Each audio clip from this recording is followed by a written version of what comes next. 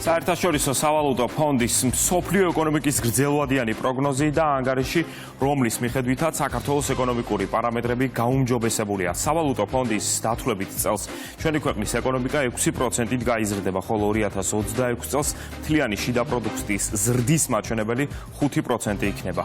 სავალუტო ფონდის პროგნოზს საქართველოს პრემიერ-მინისტრი ეხმაურება ირაკლი კობახიძის განცხადებით, ამ შეფასების თანახმად ისტორიაში პირველად საქართველოს ერთსულზე რეალური და მყიდველუნარიანი ეკონომიკის ზრდით 21 საუკუნის საუკეთესო სამეულშია და ამ ლიდერობას 2030 წლის ჩათვლით ინარჩუნებს. მთავრობის მეთაურის ინფორმაციით 2012 წლის შემდეგ ერთსულ მყიდველუნარიანი ეკონომიკის 12 წლიანი ზრდით საქართველოს მსოფლიოს საუკეთესო სამეულშია და ამ ლიდერობას 2030 წლისთვისაც ინარჩუნებს 18 წლიანი პროგრესით. რაც შეეხება ერთსულზე რეალურ ეკონომიკას, 12 წლიანი ზრდით საქართველოს მსოფლიოს საუკეთესო ხუთეულში შედის.